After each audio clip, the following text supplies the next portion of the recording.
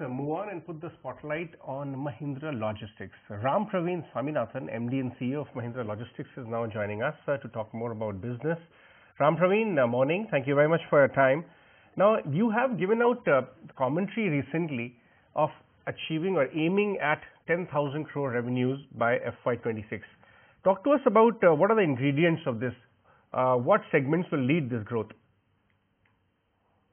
Good morning. I think the commentary is actually a bit dated in this, we put it out some time ago, but I think from where we stand right now, we really see levers of growth. We think the contract logistics business is in a consolidation phase. We are expecting strong growth in that segment of our business over the next 3 years, probably in the mid-teens. And then, of course, we have three businesses which are fairly subscale in the supply chain space, cross-border logistics and B2B Express, which we expect to ramp up quite significantly over the next 3 years as well. And those should obviously outstrip growth quite significantly. In terms of end markets, I think we are a diversified player between, automotive engineering and consumer fulfillment or consumption markets. So that diversification, we think, actually holds us well in terms of broader growth macros. The guidance of 10,000 crore by FY26, how much of that would essentially come from the internal Mahindra group? Actually, we don't really do a big split that way, Nikunj. I think for the large part, the Mahindra business has been around 48 to 50% of our revenue, and in the contract logistics business, we do expect that to dip down as a share of wallet, but not necessarily degrow. So I won't put a specific number, but clearly we expect the non-Mahindra business to grow at probably 2x the Mahindra business. And within that, apart from automotive, which could be both from the Mahindra group and external, which are the verticals which will add to your ambition of reaching 10,000 crore minus auto? So I think automotive today is around 60% of our revenue, Nikunj, and that's down from 70, 72%, or 35% 4 years ago. So we are really growing in e-commerce, consumer and durables, engineering, and we expect that velocity to remain across all our businesses over the next 3 years.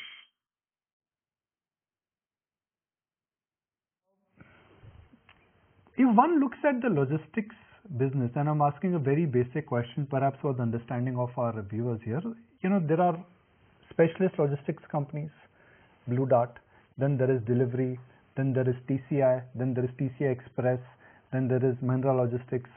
Where do you fit in terms of a profile? Because, in markets when somebody is investing in a company, they do an absolute comparison, they do a peer comparison. How can we compare Mahindra Logistics with where it stands within the industry? Good question. I think, for us, it begins with the journey begins with the customer. So any supply chain or logistics transformation for a client includes multiple services, includes warehousing, full truckloads, express, like cross-border logistics. So it is a bunch of services. Our approach has been, to basically help customers, re-engineer that supply chain across these 4 or 5 key services. And therefore, we are a diversified player, right? And while we are that, though, our focus still remains to build that from our contract logistics business. We are very customization or solution-led in the way we deliver value to our clients. So the contract logistics business will be the beachhead, but we are focused on creating value by orchestrating the entire supply chain and not just one element of it.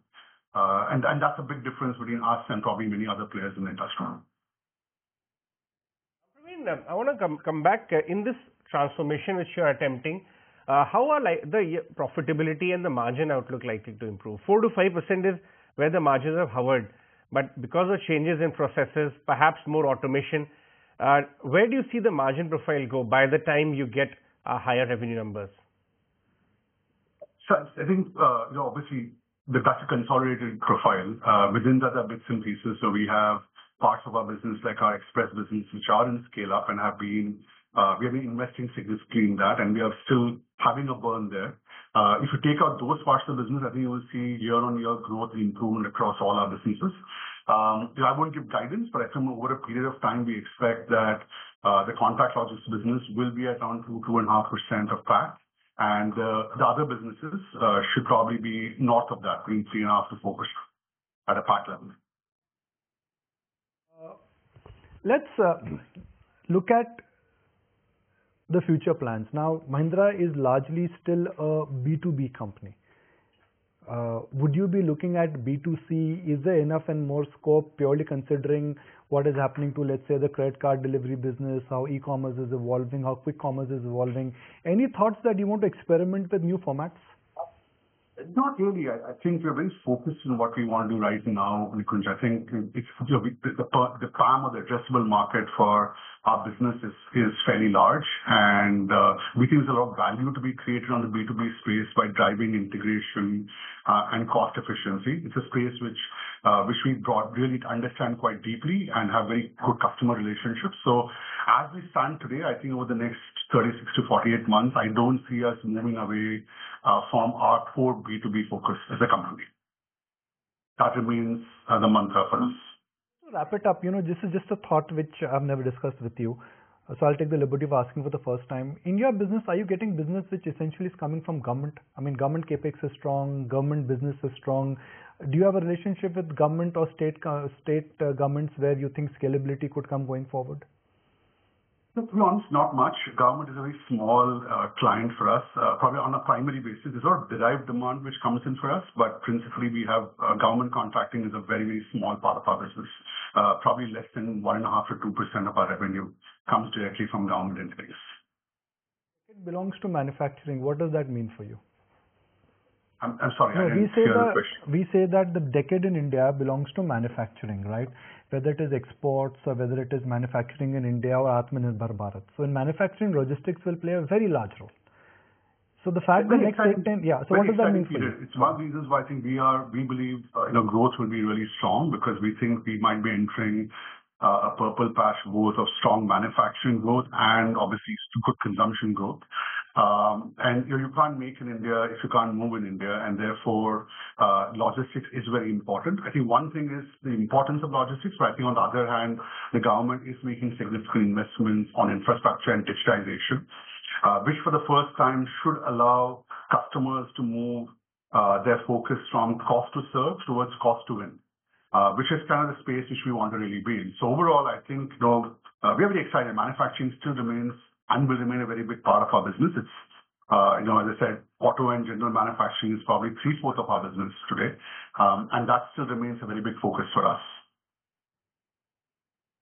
All right, Rampraveen, thank you very much for joining us today. That was the strategy for Mahindra Logistics going forward.